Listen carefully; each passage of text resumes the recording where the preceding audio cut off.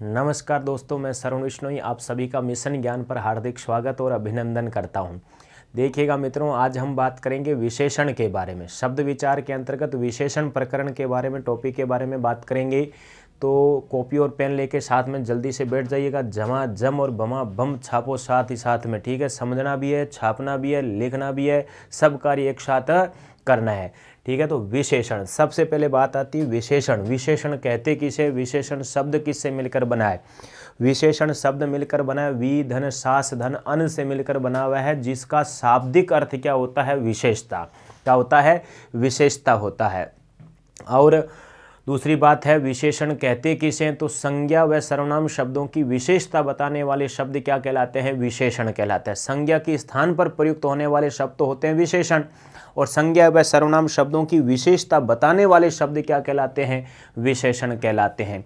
अब देखो, हम बात करेंगे, पहले तो बात करेंगे विशेषण किसे कहते हैं, फिर कहेंगे प्रविशेषण किसे कहते हैं, उद्देश्य किसे कहते हैं, विधेय विशेषण, उद्देश्य विशेषण किसे कहते हैं, और विशेष्य किसे कहते हैं। विशेषण की अवस्था कौन कौन से होते हैं, विशेषण के प्रकार कितने होते हैं, विशेषण के अंग कितने होते हैं, सारों पर चर्चा करेंगे। एक एक चीज लेकर पूरी विस्तारित रूप से हम समझने की कोशिश करेंगे, और आप साथ में समझने की कोशिश कीजिएगा तो आपको समझ में भी आएगा। देखो, विशेषण शब्द है हमारा किससे मिलकर बना है भाई? विशेषण शब्द मिलकर बना है वी धन सास धन अन से।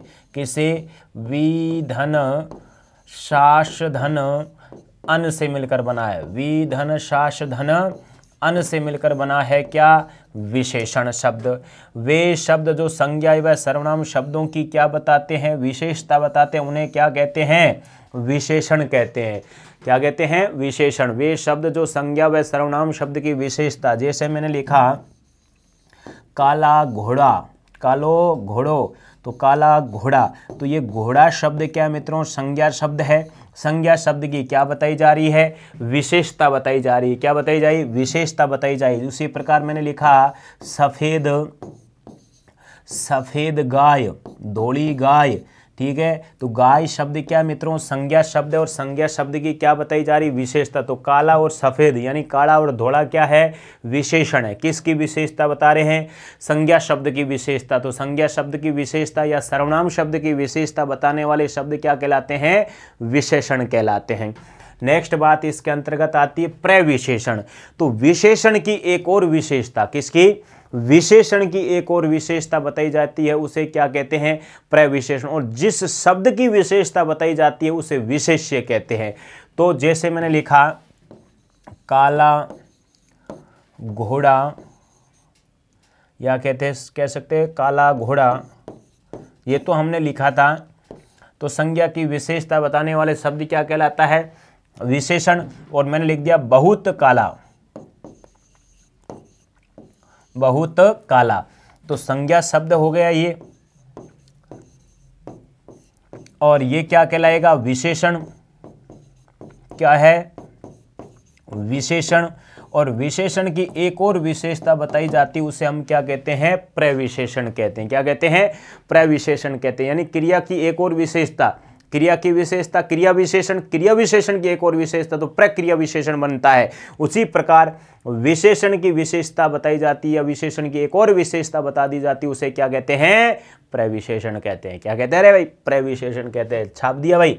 देखो, उसके बाद में आता है विशेष्य। तो जिस शब्द की विशेषता बताई जाती है उसे क्या कहा जाता है? विशेष्य कहा जाता है। अर्थात हम कह सकते हैं जिस शब्द की विशेषता, यानी संज्ञा या सर्वनाम शब्द ही क्या कहलाता है? विशेष्य कहलाता है। क्या? संज्ञा या सर्वनाम शब्द ही विशेष्य कहलाता है। मैंने लिखा था काला घोड़ा, या कह दिया लाल घोड़ा, लाल घोड़ा या पीला घोड़ा, जैसा भी, लाल घोड़ा। तो घोड़ा शब्द इसमें क्या है? संज्ञा है। और संज्ञा अर्थात किसकी विशेषता बताई जा रही? संज्ञा शब्द। तो संज्ञा ही इसके अंतर्गत क्या कहलाएगा? हमारा विशेष्य कहलाएगा। क्या कहलाएगा?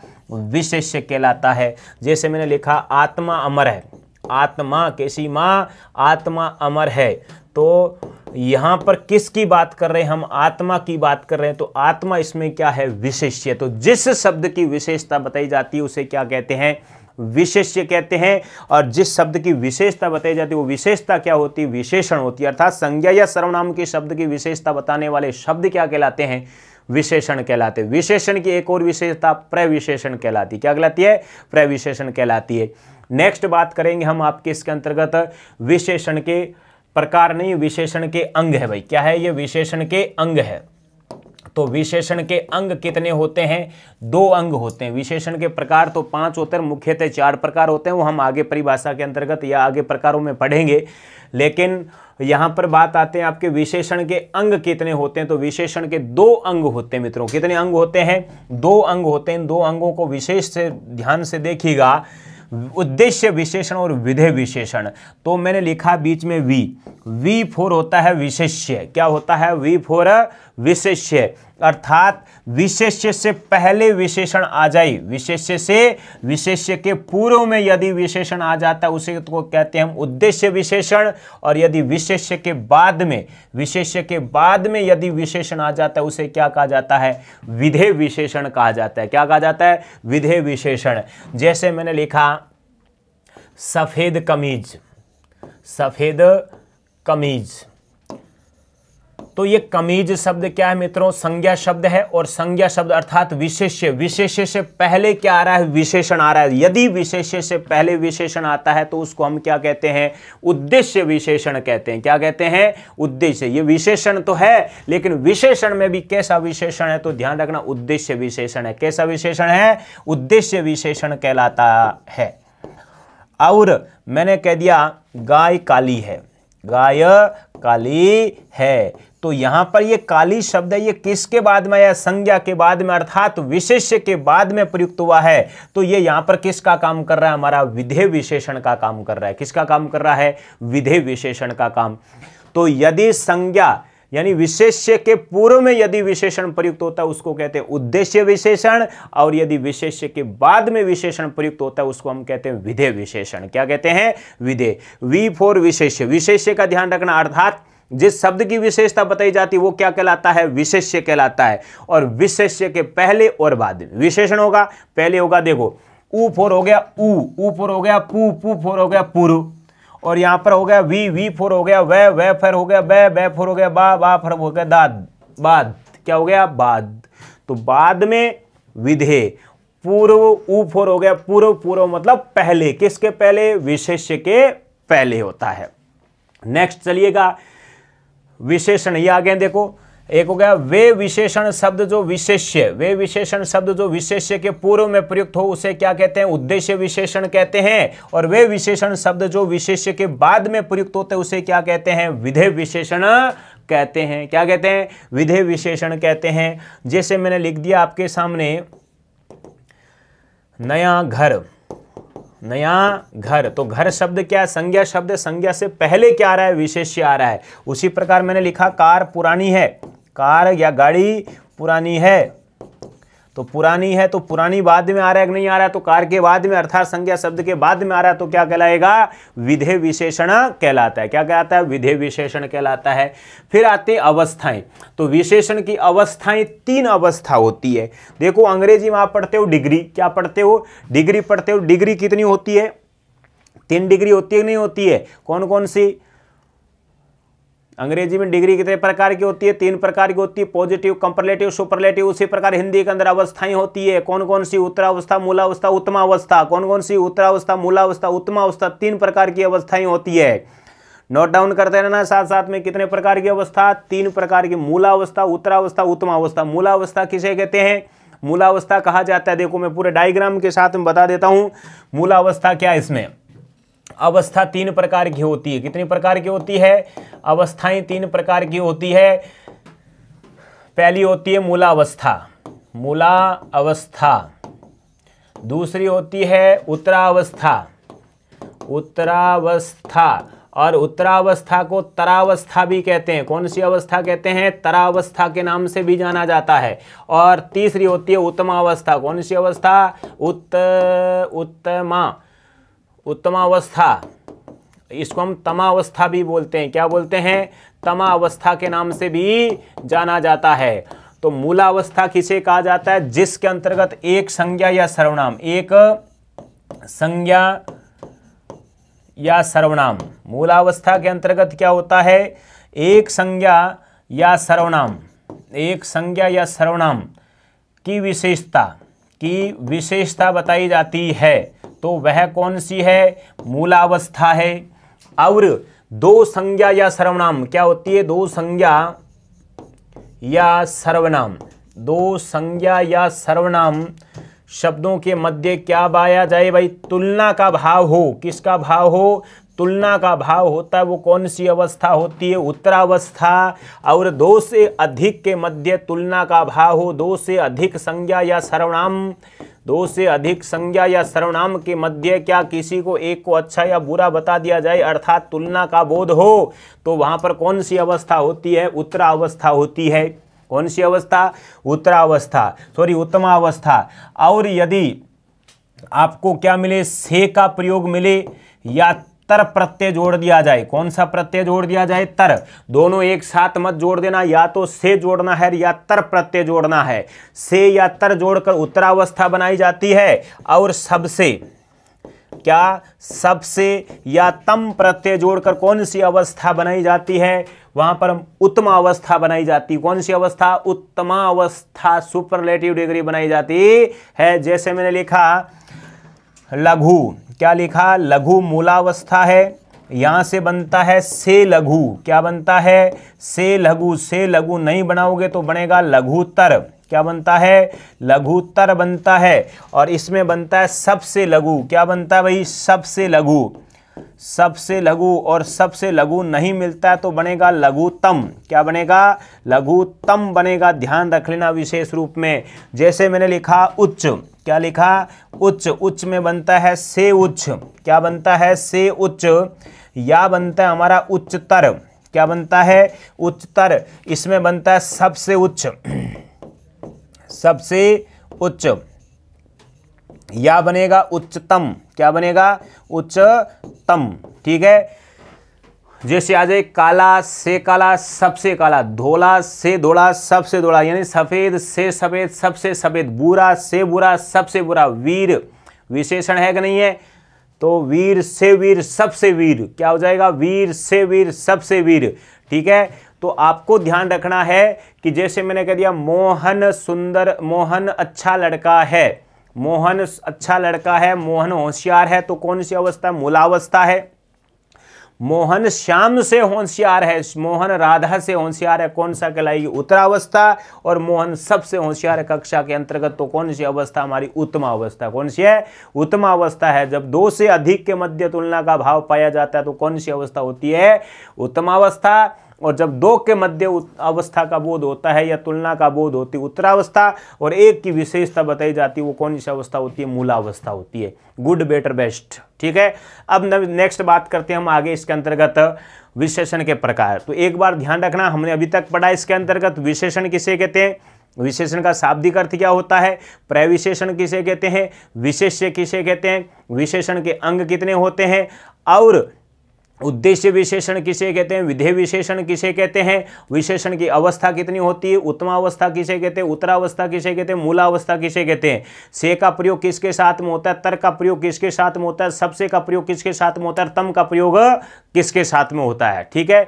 अब हम बात करेंगे विशेषण के प्रकारों की बात करते हैं, तो विशेषण के प्रकार कितने होते हैं, तो ध्यान रखना विशेषण के प्रकार, तो अच्छी तरीके से छाप लेना। प्रकार किसके प्रकार है, विशेषण के प्रकार या भेद, किसके, विशेषण के, भाई विशेषण के प्रकार, विशेषण के प्रकार। तो 5 प्रकार होते हैं। कितने प्रकार है, मूल स्थिति में 4 होते हैं, ध्यान रखना। 5 प्रकार होते हैं। कौन कौन से होते हैं मैं आपको अच्छी तरीके से बता देता हूं। इसमें सबसे पहले बात करेंगे हम मूलावस्था के बारे में, सॉरी गुणवाचक विशेषण के बारे में। किसके बारे में, गुणवाचक विशेषण के बारे में। गुणवाचक विशेषण, गुणवाचक विशेषण। दूसरा आता है इसके अंतर्गत संख्यावाचक। कौन सा है, संख्यावाचक विशेषण, संख्यावाचक विशेषण। तीसरा आता है परिमाण वाचक विशेषण। फिर आता है सार्वनामिक विशेषण, और पांचवा प्रकार होता है व्यक्तिवाचक विशेषण। व्यक्तिवाचक विशेषण, व्यक्तिवाचक विशेषण और परिमाणवाचक विशेषण।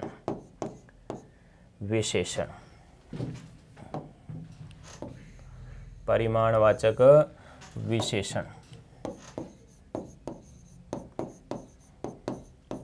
ये 5 प्रकार होते हैं। अब हम जो इसके अंतर्गत बात करेंगे मित्रों, वो आपकी बात करेंगे भाई गुणवाचक विशेषण के प्रकार। गुणवाचक विशेषण के प्रकार, तो सबसे पहले आता है गुणबोधक। कौन सा? गुणबोधक। गुणबोधक। उसके बाद में आता है दोषबोधक। दोषबोधक, ध्यान रख लेना, छाप लेना, साथ में कॉपी की स्ट्रिंग घुमा के लिखना है, साथ साथ में ध्यान रखना। गुणबोधक, दोषबोधक, रंगबोधक, रंगबोधक,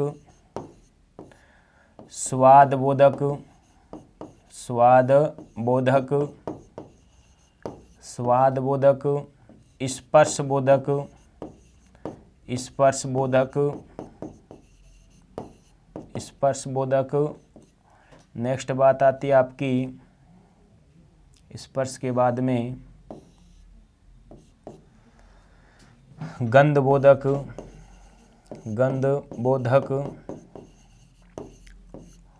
रंगबोधक हो गया, गंधबोधक हो गया, स्वादबोधक हो गया, स्पर्शबोधक हो गया। कौन सा? स्पर्शबोधक हो गया। और दशाबोधक, दशाबोधक, दिशाबोधक, दिशाबोधक, दशा, दिशा, आकार, आकृति, आकार, आकृति। कौन सा है? आकार, आकृति आदि इस प्रकार के आपको रूप देखने को मिलता है। नेक्स्ट आता है संख्यावाचक विशेषण। मित्रों, संख्यावाचक विशेषण 2 प्रकार का होता है। कितने प्रकार का होता है? 2 प्रकार का होता है। एक तो होता है हमारा निश्चित संख्यावाचक। कौन सा है? निश्चित संख्यावाचक। निश्चित संख्यावाचक है।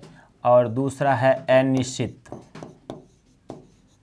अनिश्चित संख्यावाचक। निश्चित संख्यावाचक और अनिश्चित संख्यावाचक। फिर निश्चित संख्यावाचक के प्रकार देखने को मिलते हैं हमारे को। निश्चित संख्यावाचक में प्रकार आता है, पहला आता है हमारा गणनावाचक। गणनावाचक। गणनावाचक में 2 प्रकार होते हैं, पूर्ण गणनावाचक और अपूर्ण। कौन सा है? पूर्ण और अपूर्ण गणनावाचक है। फिर आता है हमारा क्रमवाचक। कौन सा है? क्रमवाचक। क्रमवाचक आता है। उसके बाद में हमारा आता है कौन सा? आवर्तीवाचक। आवर्तीवाचक। आवर्तीवाचक के बाद में आता है हमारा समूहवाचक। समूह या समुदायवाचक। फिर आता है समुच्चयवाचक। समुच्चयवाचक। और फिर आता है प्रत्येकवाचक। प्रत्येकवाचक। प्रत्येकवाचक। ये किसके आते हैं? निश्चित संख्यावाचक विशेषण के प्रकार देखने को मिलता है। फिर अनिश्चित के नहीं है। फिर आता है परिमाणवाचक विशेषण के प्रकार देखने को मिलते हैं हमारे को 2। कितने प्रकार देखने को मिलते हैं? 2 प्रकार देखने को मिलते हैं। और वो 2 प्रकार कौन कौन से मित्रों? उसके अंतर्गत पहला तो आता है निश्चित परिमाणवाचक। कौन सा है? निश्चित परिमाणवाचक। परिमाणवाचक विशेषण। निश्चित परिमाणवाचक विशेषण। दूसरा है अनिश्चित। कौन सा है? अनिश्चित। अनिश्चित परिमाणवाचक। परिमाणवाचक विशेषण। परिमाणवाचक विशेषण। ये 4 प्रकार, सॉरी कितने प्रकार है? एक प्रकार है, ध्यान रखना। ये 1 है, 4 मत कर लेना। ये भी 4 नहीं है, 1 है।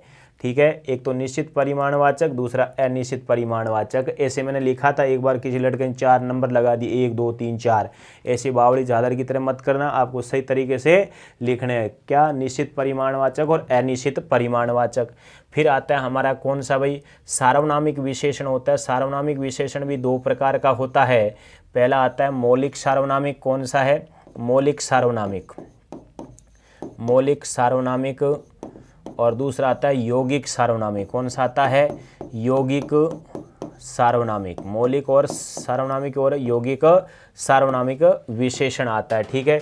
मौलिक का मतलब होता है मूल स्थिति में सर्वनाम होता है, वो कौन सा? मौलिक है। और यौगिक सार्वनामिक विशेषण, फिर हम कह सकते हैं सार्वनामिक विशेषण की संरचना या यौगिक सार्वनामिक विशेषण की संरचना क्या कितने प्रकार से होती है? 4 प्रकार से होती है। एक तो होता है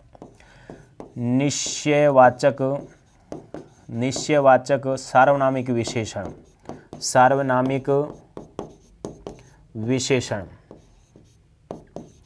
सार्वनामिक विशेषण। फिर आता है अगला, दूसरा कौन सा आता है भाई? दूसरा आता है अनिश्चयवाचक सार्वनामिक विशेषण। सार्वनामिक विशेषण। फिर आता है प्रश्नवाचक सार्वनामिक विशेषण। प्रश्नवाचक सार्वनामिक विशेषण। और फिर आता है संबंधवाचक। कौन सा है? संबंधवाचक सार्वनामिक विशेषण। सार्वनामिक विशेषण। तो कितने प्रकार हो गए आपके? 4 प्रकार हो गए। मौलिक सार्वनामिक, यौगिक सार्वनामिक 2 प्रकार होते हैं। फिर यौगिक के 4 प्रकार देखने को मिलता है। यौगिक मतलब किसी से जुड़ा हुआ, किसी न किसी से जुड़ा हुआ होता है, एक से अधिक का बोध होता है। देखिए, निश्चयवाचक सार्वनामिक विशेषण, अनिश्चयवाचक सार्वनामिक, प्रश्नवाचक और संबंधवाचक सार्वनामिक विशेषण, ये आपको इसके अंतर्गत देखने को मिल रहा है मित्रों। अब आपको इसके अंतर्गत सीधा सा प्रश्न पूछ लिया जाता है। देखो कौन सा कि पहला, दूसरा, तीसरा, चौथा, पांचवा इस प्रकार आ जाता है कि कौन सा, या कह सकते हैं दूसरा, या कह सकते हैं सातवां। सीधा शब्द लिख दिया, सातवां, 10वां, 15वां, इस प्रकार कोई शब्द दे दिया, एक संख्या दे दी और पूछे कौन सा विशेषण है, तो संख्यावाचक विशेषण है। और एक क्रम या सीक्वेंस के अंतर्गत दे रखा है तो कौन सा कहलाता है? क्रमवाचक कहलाता है। कौन सा है? क्रमवाचक कहलाता है। उसी प्रकार कह दे 4 गुना, 5 गुना, 10 गुना तो आवर्तीवाचक होता है। कौन सा? गुणा या गुना शब्द जोड़ दिया जाता है तो आवर्तीवाचक होता है। और दोनों, तीनों, चारों इस प्रकार शब्द आता है तो समूहवाचक में आता है। किस में आता है? समूहवाचक के अंतर्गत आता है। और यदि शब्द आ जाता है कौन सा? शतक आ जाता है, अष्टाध्यायी, हम कह सकते हैं सतसई आ जाता है। क्या आ जाता है? सतसई आ जाता है तो कौन सा? समुच्चय बोधक आ जाता है। और जैसे कहते हैं नोटबंदी में प्रत्येक व्यक्ति परेशान हुआ, हर एक व्यक्ति लाइन में खड़ा हुआ, तो इस प्रकार के शब्दों को ध्यान में रखना है कि आपको कौन सा किसके अंतर्गत प्रयुक्त किया जाता है। या आप कह सकते हो 10 आदमी आए तो कौन से हैं? 10 संख्यावाचक है, निश्चित संख्यावाचक है। कई आदमी आए तो कितने हो गए? अनिश्चित हो गया। क्या? अनिश्चित का बोध करवाया जाता है। उसी प्रकार जैसे कह दे आम मीठा होता है, क्या होता है? आम मीठा होता है, कौन सा विशेषण? तो गुणवाचक है। गुणवाचक में भी कौन सा है? स्वाद बोधक है। कौन सा है? कैसे पता चला आपको विशेषण क्या आम मीठा है? स्वाद या सूंघ के बता देते हो, हैं चखना पड़ता है ना। उसी प्रकार कहते हैं संगमरमर का पत्थर चिकना होता है। संगमरमर का पत्थर चिकना होता है तो कौन सा विशेषण होता है? तो मित्रों ध्यान रखना, संगमरमर का पत्थर चिकना होता है तो स्पर्श करके बता दे या सूंघ के बता देते हो चिकना होता है। अरे स्पर्श करना पड़ता है। क्या? स्पर्श करना पड़ता है। उसी प्रकार कह सकते हैं वह बूढ़ा है। क्या है? दशा या दिशा या अवस्था। एक और आता है कौन सा? अवस्था बोधक आता है। कौन सा है? अवस्था बोधक आता है। इसमें अवस्था बोधक आ जाता है। दशा, दिशा, अवस्था, गंध, जैसे कहते बदबूदार है। क्या है? बदबूदार है, खुशबूदार है, खुशनुमा है, जैसे भी खुशबूदार है तो किसका बोध करवाया जाता है? वह ईमानदार है, वह चोर है। क्या है? वह चोर है। वह लालची है तो कौन सा कहलाएगा?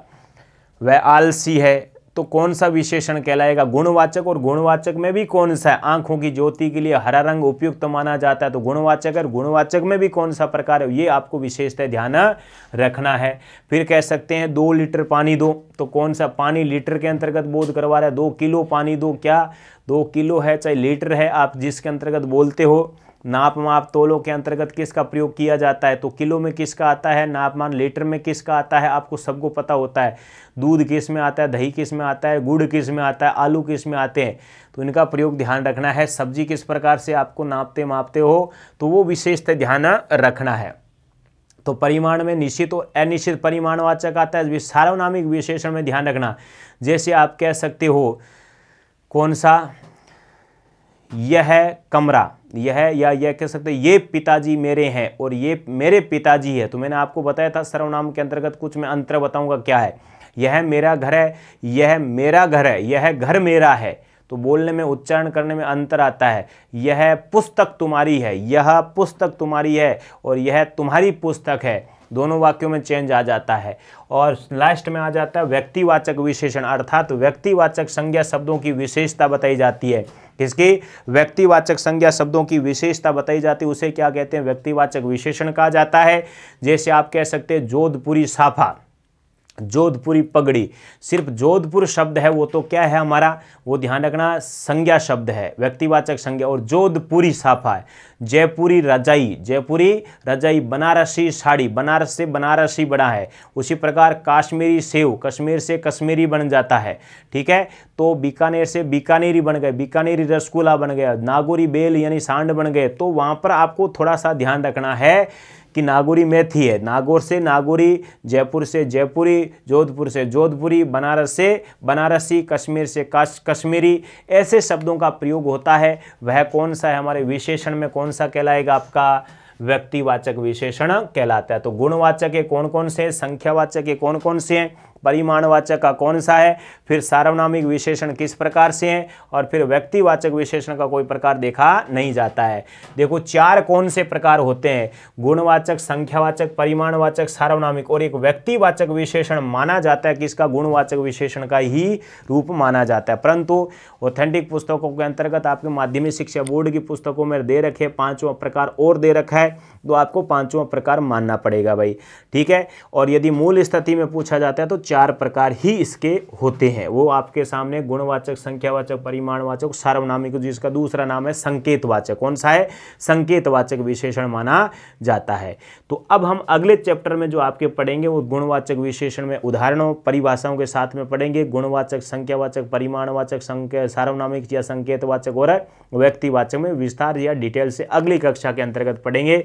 इस कक्षा में बस इतना ही। नमस्कार, धन्यवाद, राम राम। सभी जमा जम भमा भम करते रहो।